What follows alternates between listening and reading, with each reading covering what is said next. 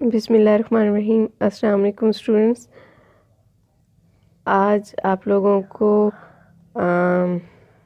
Sign 30, 45, 16, 90 या zero पे, इसी तरह से कॉस की वैल्यूज़ 30, 45, 60, 90 या ज़ीरो पे काउंट करना मैं सिखाऊंगी। बहुत से बच्चों को क्या प्रॉब्लम होता है कि वो इसको प्रूफ तो कर लेते हैं, जैसे कि ट्रिग्नोमेट्रिक रेशियोज़ में आप लोग सीखते हो, लेकिन फिर उससे याद नहीं रख सकते, जिसकी वजह से काफ़ी प्रॉब्लम फेस करना पड़ जाता है। तो आज मैं आप लोगों को थोड़ी सी ट्रिक्स बता देती हूँ कि किस तरह से आप इन वैल्यूज़ को याद रख सकते हो। बच्चों, यहाँ पे आपको हाथ नज़र आ रहा है, इसमें छोटी जो फिंगर है उसमें से आपने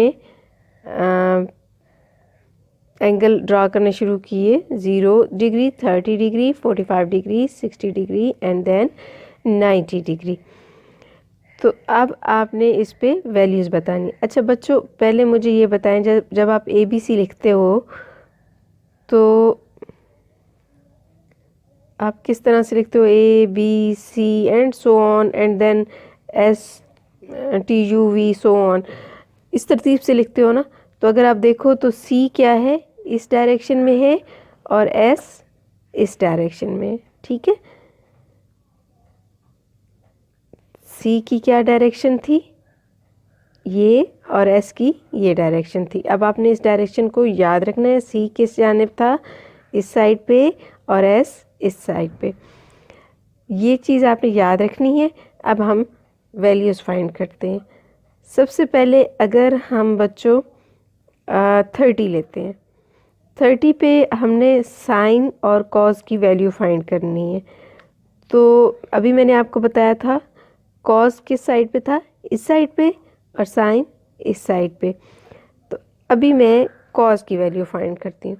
तो कॉस क्योंकि इस साइड पे है, तो बच्चों देखें 30 के इस साइड पे कितनी फिंगर्स हैं, 1, 2 एंड 3।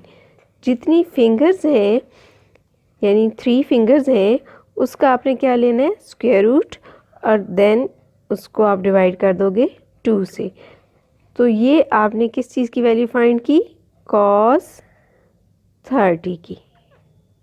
ठीक है, अब आपने साइन 30 की वैल्यू फाइंड करनी है।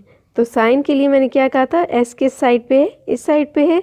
तो आपने इस साइड पे कितनी फिंगर्स हैं ये देख लेना है, यानी कि 30 से इस साइड पे कितनी फिंगर्स हैं। तो बच्चों वो है 1। अब 1 का आपने स्क्वायर रूट ले लेना है और उसको डिवाइड कर देना है 2 से। तो ये किसकी वैल्यू आ गई, साइन 30 की। साइन 30 डिग्री की वैल्यू क्या है, 1/2, क्योंकि 1 का स्क्वायर रूट क्या होता है, 1 होता है। तो इसलिए साइन 30 डिग्री की वैल्यू क्या आ गई, 1/2। चलें बच्चों, अब हम एक और एग्ज़ाम्पल लेते हैं, 45 डिग्री। 45 डिग्री पर आपने वैल्यूज़ फाइंड करनी है। तो उसके लिए आप क्या करोगे, जब आप कॉस की वैल्यू फाइंड करते हो तो आप किस साइड पे जाते हो, इस साइड पे। तो हम पहले कॉस की वैल्यू फाइंड करते हैं। ठीक है, कॉस की वैल्यू फाइंड करने के लिए हमने जब इस साइड पे चेक किया तो कितनी फिंगर्स थी, 1 एंड 2। तो अब आपने ये जो 2 फिंगर्स हैं इसको लेते हुए आपने कॉस 45 डिग्री की वैल्यू फाइंड करनी है। कॉस 45 डिग्री की वैल्यू क्या आएगी, आपने देखा उस साइड पे कितनी फिंगर्स थी, 2। तो उसका आपने स्क्वायर रूट लिया और उसको 2 से डिवाइड कर दिया। कॉस 45 की वैल्यू आ गई √2/2, या इसको मज़ीद सॉल्व करें तो ये क्या आ जाएगी, 1/√2। अब ये 1/√2 कैसे आई है, इसको ज़रा गौर से देखिएगा। 2/2 है, √2/2 जो होगा उसका क्या मतलब होगा कि √2 ये जो नीचे वाला 2 है ये असल में क्या है,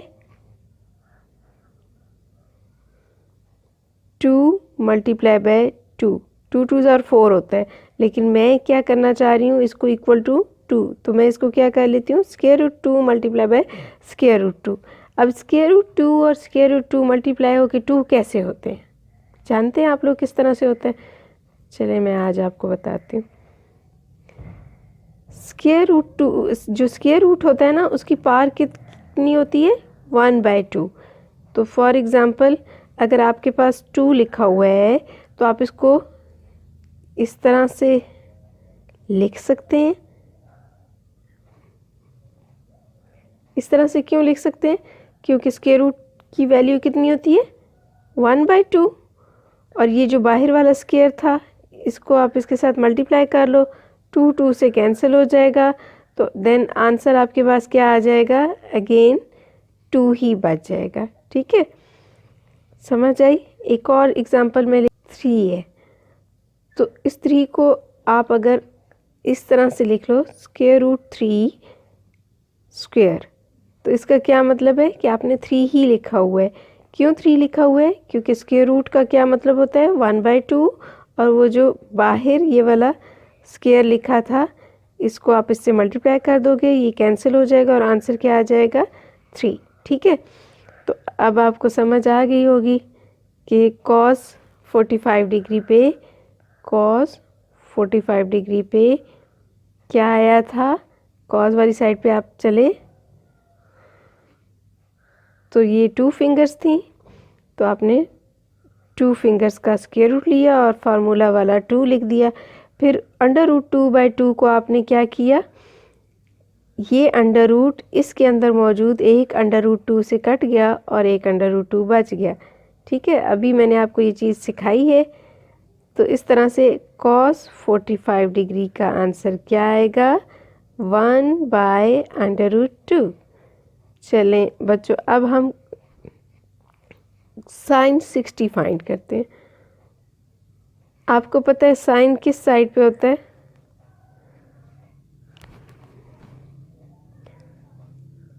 सिक्सटी डिग्री से इस साइड पे क्या है, साइन है। तो इसमें आपके पास कितनी फिंगर्स हैं, 3 फिंगर्स हैं। तो आपने क्या करना है, 3 फिंगर्स का स्क्वायर रूट लेना है और डिवाइड किससे कर देना है, 2 से। ठीक है, तो ये साइन 60 डिग्री की वैल्यू आ गई। इसी तरह से अगर आपने कॉस 60 डिग्री की वैल्यू फाइंड करनी है तो आप किस साइड पे जाओगे, कॉस के लिए आपने कौन 60 डिग्री से इस साइड पे जाना है। तो इस साइड पे आपके पास क्या है, जस्ट 1 फिंगर है। 1 को आपने स्क्वायर रूट लेना है उसका और उसको डिवाइडेड बाय 2 कर देना है, यानी 1/2। ये है साइन 60t। ठीक है, इसी तरह से अब आपने cos 0, sine 0, sine 90, cos 90 find करना है। लेकिन अब मैं आपको थोड़ा सा tan के बारे में भी बता दूं। तो बच्चों, tan की वैल्यू फाइंड करना बहुत आसान है। उसके लिए आपने साइन की वैल्यू फाइंड कर लेनी है और उसको डिवाइड कर देना है कॉस की वैल्यू से, तो आपके पास tan की वैल्यू आ जाएगी। आई होप कि इस तरह से आपको ये काफ़ी समझ आ गया होगा। इस ट्रिक काफ़ी अच्छी है, पेपर में आपको ज़्यादा मुश्किल नहीं होगी। आप अपने हैंड को यूज़ करते हुए, इस ट्रिक को यूज़ करते हुए वैल्यूज़ को रिकॉल कर सकते हो। अपना ख्याल रखिएगा। अल्लाह हाफिज़।